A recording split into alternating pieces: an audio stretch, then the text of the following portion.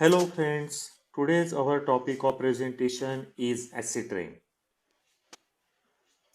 So these are the topic which we are going to cover: introduction, causes of acid rain, harmful effects of acid rain, early signs of acid rain, preventive measures, reducing effects of acid rain, legislation, references and conclusion. Now let us discuss what is acid rain. When pollution in the air contains acid and when drops fall through that air, they pick up acid and bring it to the ground. That rain is called acid rain. It is the rain that is more acidic than normal rain. Now let us discuss how is acid rain formed. As you know, various pollutants, that is due to industry or vehicle or due to burning of fuel, that oxides of sulfur and oxides of nitrogen emitted in the atmosphere. Those oxides then mix with the raindrop and converted into corresponding acid and fall along with the rain known as acid rain.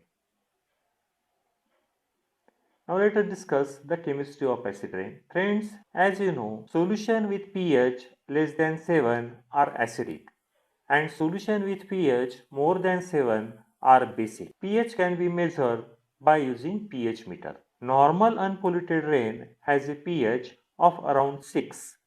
As you know, it is due to formation of carbonic acid. Because CO2 gas it is present in the atmosphere and it reacts with a water to form corresponding carbonic acid. And acid rain is any rain with acidity less than 5.6. So these are the various reactions due to which there is a formation of acid. You see reaction. First is formation of sulfuric acid. Second is formation of nitric acid. Now let us discuss the causes of acid rain. The principal cause of acid rain is from human source. Oxides of sulfur and oxides of nitrogen are released due to first the fuel burning process, that is nothing but combustion. Second, car and vehicles. Third, industries, power generating plants, etc. You see this coal in the picture. It has low sulfur content and whenever it is burned, sulfur is converted into oxides of sulfur. So this diagram shows expansion of acid rain on the world, mainly area that is highly affected by acid rain, area that is moderately affected by acid rain, and area that can be affected by acid rain in the future. And trees. Acid rain damages the waxy outer coating that protects the leaves on the trees.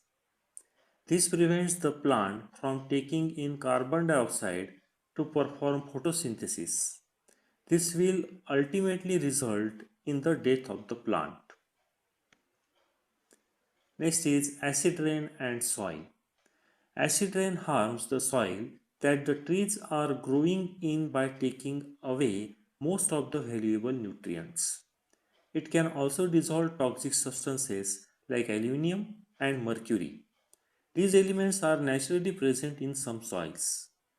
Freeing these toxins can pollute water or poison for plants that absorb them. Then harmful effect of acid rain on water bodies. When acid rain passes through soil or fall directly into lake and streams, it can increase the acidity of water. This process is called acidification. In some acidified lake and stream, entire fish population have disappeared. Building material and architecture. When acid rain falls onto building made from limestone and sandstone, it reacts with mineral in the stone to form a powdery substance that can easily be washed away by rain. Famous buildings like the Taj Mahal in India, the Statue of Liberty in New York, etc., all been damaged by acid rain. Acid rain can also damage stained glass windows in churches, railway lines, and steel bridges. Architecture and artwork can be destroyed by acid rain. Next point is harmful effects of acid rain on roads. Acid rain causes road, highways and bridges to corrode and becomes weaker. Next is acid rain and transportation. Acid rain causes metal to rust and corrode, which cause damaging in transportation. Acid rain damages the paint on cars and other modes of transportation and costs millions of dollars a year to restore transportation. Now, how does acid rain affect human? It causes problems such as asthma, dry cough, headache, nose, eye, and throat irritations. It can also damage and irritate your lungs. It can cause liver problem and give one diarrhea. It can also cause in the drying of skin and bacterial infection, which could become deadly. Another direct effect is through the acid precipitation. The precipitation breaks up toxic metals which can age up into our water sources. Scientists have found a high concentration of mercury in some lakes, so eating fish in those lakes could be deadly. The mercury can be linked to brain damage among children with nerve disorders. Early signs of acid rain. As a lake becomes more acidic and crayfish and clam population are the first to disappear, followed by a number of smaller fish. Preventive measures. Friends, as you know, when coal contains sulfur and if it burns, then it forms oxides of sulfur.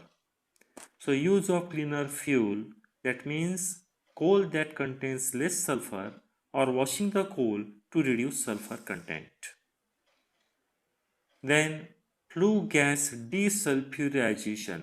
That means flue gas means what? That is nothing but the gases which are obtained after combustion. Those are known as flue gases. So removal of sulfur from the flue gases is also one of the preventive measures. As you know, whenever coal burns, it emits harmful gases. So use sources other than coal to generate electricity like wind energy, geothermal energy, solar energy or hydroelectricity. Now how to reduce the effect of acid rain? So there is one remedy available known as liming. Limestone or lime can be added to acidic lake to cancel out the acidity. This liming is a short-term remedy that is hardly used in the United States due to its high cost.